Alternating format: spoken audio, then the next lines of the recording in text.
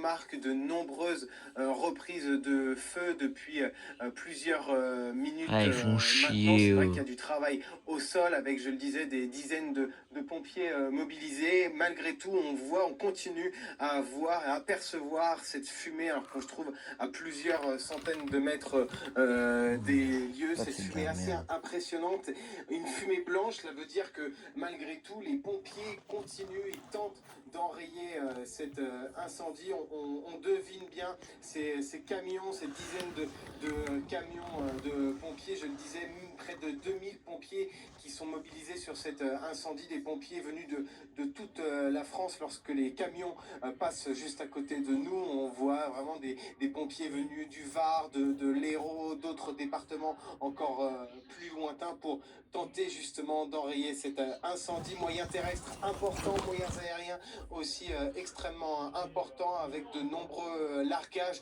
notamment des hélicoptères bombardiers d'eau qui multiplient les passages au plus près de cette forêt, à quelques mètres seulement, pour vraiment faire des largages tactiques et tenter vraiment d'enrayer au plus vite cet incendie. Il y a eu les Canadair également qui sont passés il y a quelques minutes, parce que c'est vrai qu'il y a beaucoup de travail, je le disais, des reprises un petit peu partout ici dans le département de l'Aude. Il y a une inquiétude de la part des pompiers par rapport à cet après-midi.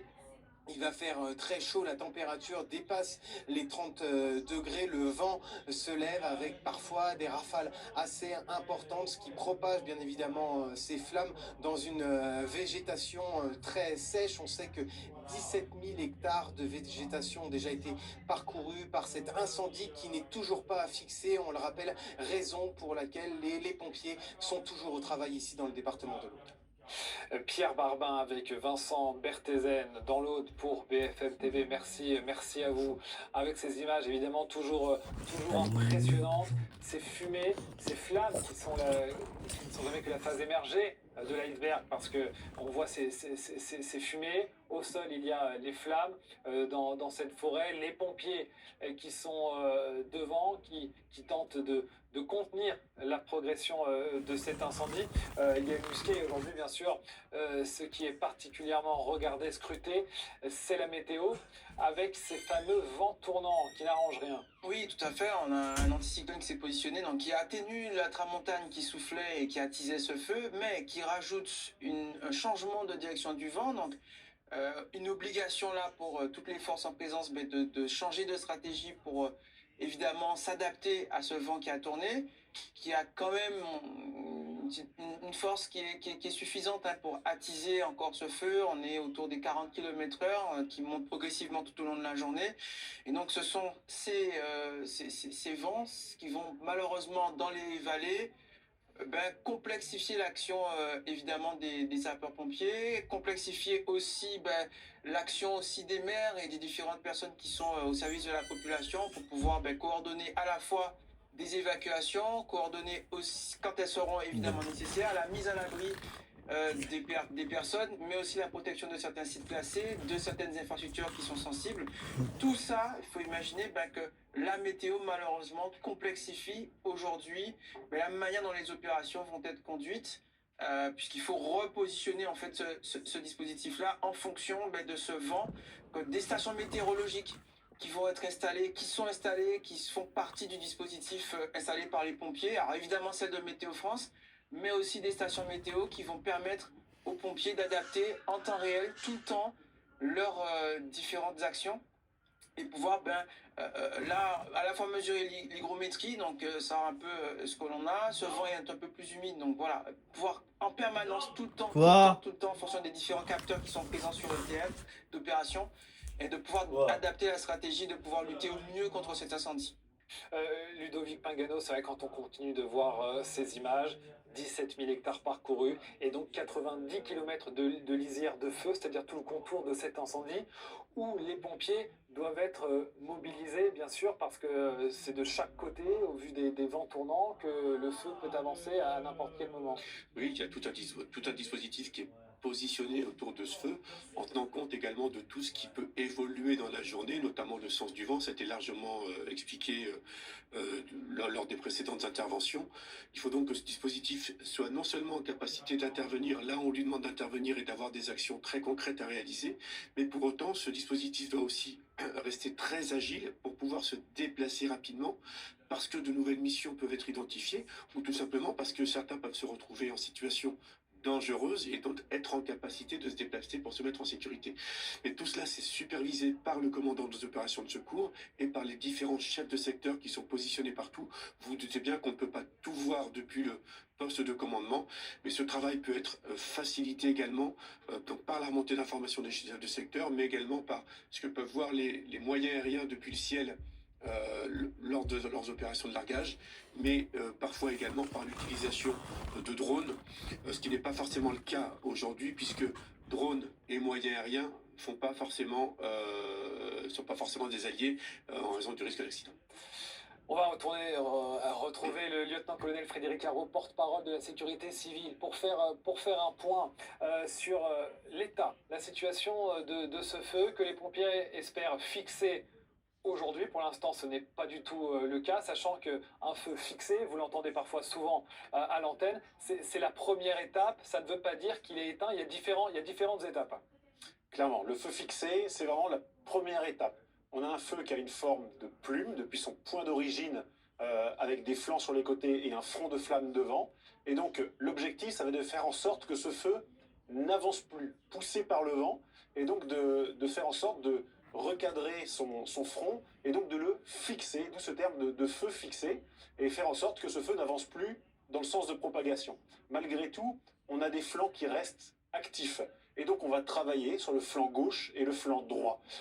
On va en général essayer, dans la mesure du possible, de répartir flanc gauche, flanc droit entre les moyens au sol, notamment dans les zones où on aura de l'habitat avec des accès routiers, et puis un flanc qui va être dédié aux moyens aériens, qui va être le flanc le moins accessible, sur lequel ils vont pouvoir larguer de l'eau et du retardant, et faire en sorte qu'on puisse le traiter sans avoir à y accéder. Sachant qu'ils ne peuvent évidemment pas mêler les deux moyens, c'est compliqué de faire des largages là où il y aurait des pompiers au sol. C'est même pas possible. Il y a une coordination qui se fait. D'abord, il y a une coordination qui se fait en l'air. On a un avion qui tourne pour coordonner tous ces moyens aériens, les avions, les hélicoptères, et puis on a un contact radio avec le chef de secteur et l'avion qui passe au-dessus pour s'assurer que si le largage se fait à proximité des pompiers, eh bien les pompiers soient en sécurité à minima dans leur camion.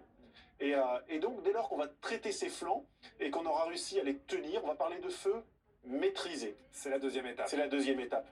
La troisième étape, c'est vraiment d'avoir l'ensemble du périmètre du feu, de faire en sorte qu'il ne puisse plus du tout évoluer en termes de surface. Et c'est ce qu'on va appeler le feu circonscrit. On est déjà là à plusieurs jours après le départ du feu pour un feu de cette ampleur-là.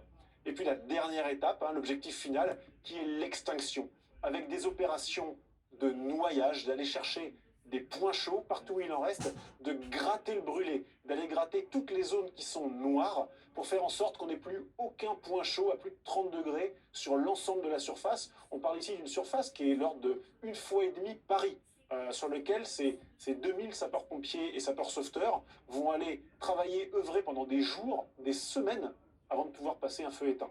Sachant qu'il faut donc déjà des jours pour que le feu soit circonscrit, c'est-à-dire que les pompiers l'entourent et qu'on n'en est pas encore à l'étape 1, le feu n'est pas du tout fixé à l'heure où on se parle. En tout cas, les pompiers, ils peuvent compter sur le renfort de moyens aériens, et ceux dont on parle beaucoup, ce sont les Canadair, en premier lieu ces avions jaunes et rouges que l'on connaît.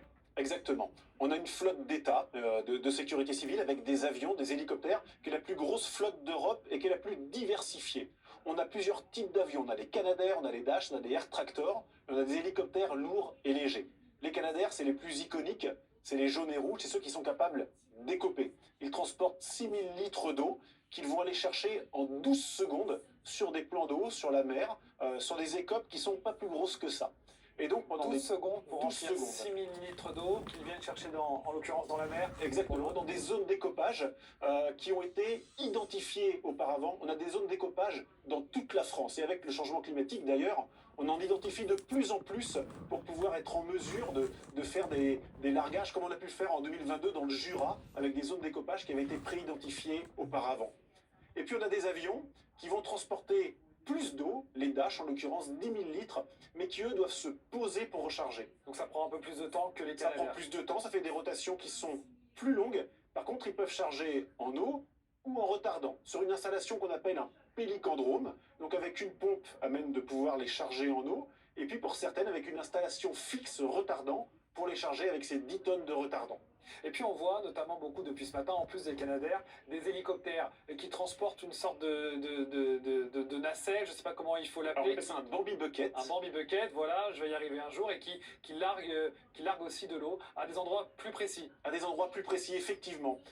Ces hélicoptères, ils peuvent transporter entre 1000 pour les plus petits, les hélicoptères légers de type écureuil, jusqu'à 4000 litres pour des Super Puma ou des Black Hawk, chargés en eau, qu'ils vont aller chercher dans des points d'eau qui ont là aussi été identifiés auparavant, dans des bassines déclarées, dans des points d'eau naturels, avec une petite pompe qui va pouvoir charger ce Bambi Bucket, ou alors le béné dedans pour qu'il puisse se charger, et aller larguer effectivement de manière très ponctuelle. Et au plus près du sol aussi. Et au plus près. Que ce soit de l'eau d'ailleurs ou des retardants, puisque vous en parlez, il y a différentes matières qui peuvent servir à lutter contre les flammes. Le retardant, donc pour commencer. Le retardant, c'est ce dont on va travailler avec le Dash. C'est la photo qu'on voit en arrière-plan. C'est ce produit qui est marron rougeâtre et que le Dash va larguer sur plusieurs centaines de mètres.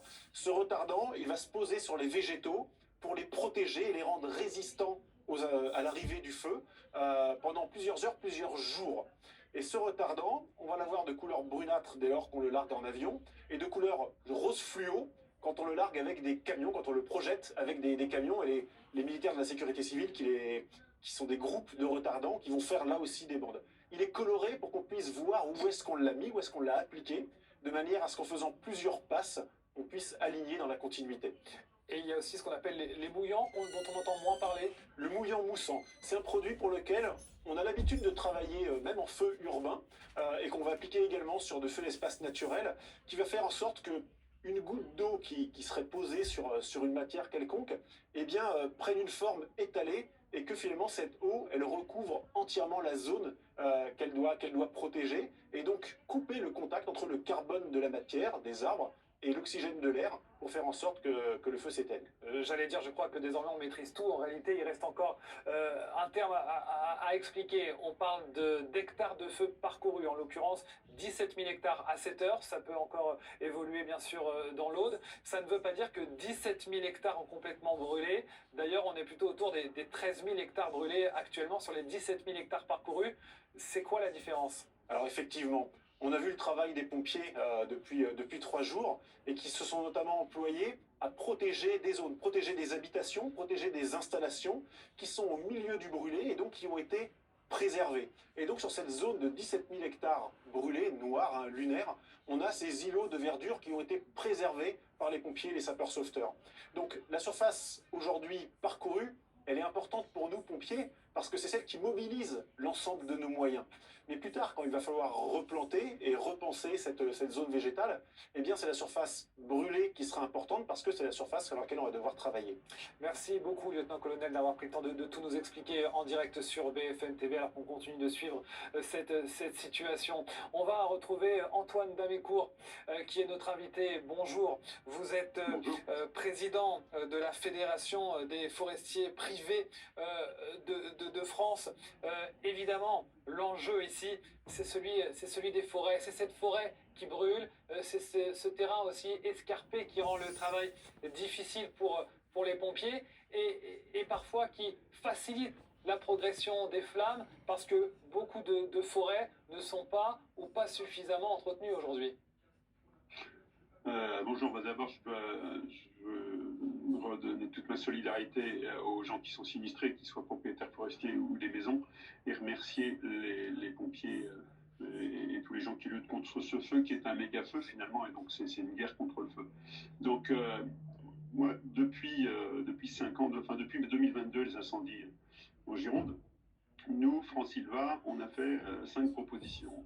Et donc on voit bien que 90% des départs de feu sont dus à des activités humaines. Je crois que c'est encore le cas dans l'Aude aujourd'hui.